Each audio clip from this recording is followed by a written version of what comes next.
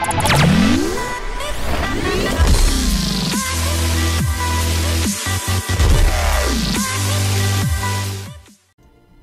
guys, Moneyman300 back for another video, and this time we are going to show the build and tune for the Mitsubishi EVO VIII that we ran in the red and blue for 1 and 2 series, and it was a pretty quick win. Really good car here. Part of that was we had a pretty soft lobby in there, as you guys saw in the races. So, but yeah, this is the car. It's still great. It's a lot of fun to drive. Excellent multiplayer car. So let's hop in here and take a look at our build and tune. Get over here real quick. Back up.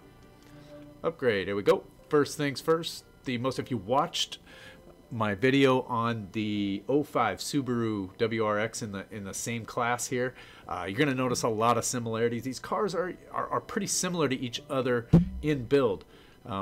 So let's get in here, and the first thing is, as you know, if you watch that, the thing that makes this thing go in the A and B classes is this 1.6 liter inline 4 turbo rally engine. And you can see, and I explained this before, but look at that horsepower curve on this, and the torque curve. So I'm really looking at the horsepower curve, and you get peak horsepower right about 5,000 RPMs, and then it starts to drop off after that. So you want to run this thing.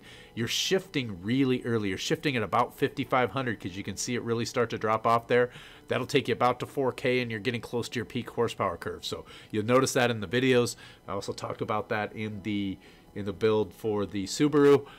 Very early shift points, but man, does it make a huge difference when you do that. So that's our first part. There is the engine swap to the rally, and we don't have any drivetrain swap. Leave that at all-wheel. You want that all-wheel drive.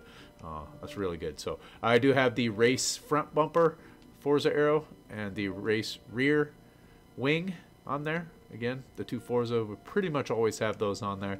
And then let's head over into our tires. Now I did build this. I built this thing a couple of times. I believe I built it on stock tires once, I think, and it just wasn't. It was a little loose. I can't remember if it was stock tires, but I did. If you notice in the first race that I ran with this versus the next one, it was so much better. It just didn't handle very well, didn't turn very well initially, so I kind of went back to the drawing board. I rebuilt it, and I ran some quite a few multiplayer races outside of our series on this, so it is just much better this way. So anyway, we're gonna have the sport tire compound there, and let's take a look at our tire width. We are one upgraded at the 20-inch, or at the 245s in the front, and we are fully upgraded in the rear with 275s there. Next over, let's take a look at our wheels here, and there's your wheels. The Compomotive CXR. You know, grab any comparable weight type wheels in there. Like these, if you want these here, exact same weight. If you like the way those look better, I kind of like the way these look, so that's why I went with those. And it fit the PI that we needed in there. So we're going to be fully upgraded on the wheel sizes. So 20-inch on the front, should be the same 20-inch on the rear. It is. So max wheels on both there. Let's get into here on the transmission. We have this. So obviously I tried this. Now this might be a rebuild of a previous or an upper class one too. I don't remember if I bought this one new for this or not, but I think I did try my first build. I think I tried to go here, but you really don't want to do that, right? There isn't much of a reason to do this.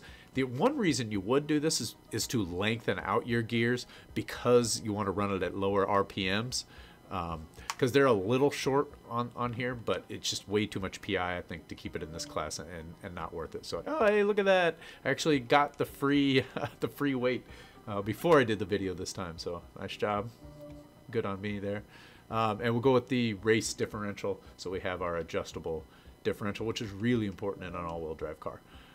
Platform and handling. We're going to have race, pretty much everything in here. Race brakes, race springs, race front roll bars, race rear roll bars. I don't believe we have any chassis reinforcement here in the way of a roll cage. So this is something that people will do here, and you saw this in my Subaru build, was I could get a couple extra PI here to fit something somewhere else. The difference between this car and the last one was there wasn't really a lot of places that I make up this couple PI difference.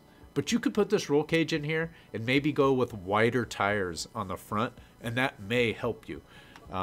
This car's, you know, coming at 3,200 pounds is pretty heavy already, and I think heavier than that 05 WRX. So that's why I elected just for weight to keep it there, but there's certainly an option to go here because you get better, a little better weight distribution. Right? You want to try to get as close to 50-50 as you can. And you get closer to that here, 1%, which does help in handling and things. You'll probably see my handling number go, you know, it's green anyway. Acceleration number go down, launch goes down. I still can't figure out why the braking, it thinks the braking's better, heavier. You know, maybe just that chassis reinforcement somehow helps out the braking. I never really looked at braking distance on here. So 112.8. That makes just no sense at all, because this should be better. But anyway, all right, you've heard me rant about that before. All right, over to weight reduction. We have no weight reduction here. You know, it goes up 20 PI just to do anything in here, so really difficult to get any type of weight reduction in this one. Yep, that's all of our platform to handling. Engine, we got nothing here. This is, again, one of those that the only thing you can do is restrictor plate and put you way up into B class, so nothing you can do on that. So that is our parts. Let's, by the way, let me get in here on one of these things. I didn't show the horsepower and all that and speed. Okay, 6.0 speed, 5.2 handling, 7.4 acceleration, 9.1 launch, 5.6 braking. And we got 373 horsepower, 442, so a lot of torque. That's that rally engine for you right there. Another reason to help keep in those lower RPMs.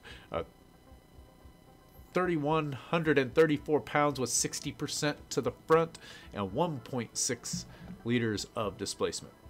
And then I think we saw some of our other numbers here. There you go.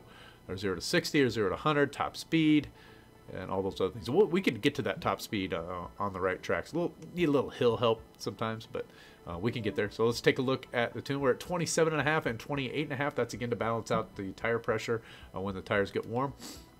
Nothing we can do in the gearing with the stock transmission on there. Ended at 3.5 and 3.0 on the alignment with 0.2 on the front and rear toe. You see that a lot. You'll see me do that a lot in in front wheel drive or all wheel drive cars. They tend to understeer a lot, so I'm trying to get a good turn in and the ability to turn this car. So I left the caster angle alone at 5.0. Here's another big tuning one. Now, so this is something I couldn't do in the Subaru. It was way too unstable. Is go 1 of 40 on these. This is what you would think of as generally massively oversteer tuned, and that's just to tune the understeer out of it and to get this car to set up in mid-turn and go ahead and make the turn. I was able to go full extreme on this one and still remain stable in the turn, so that was good. And again, we're going to be just a little bit oversteer tuned here at 582 and 638. The ride height I don't know if you noticed it in one of the videos, I kind of bumped around a little bit, so I did bump that up just a couple of inches on each, on the front and the rear.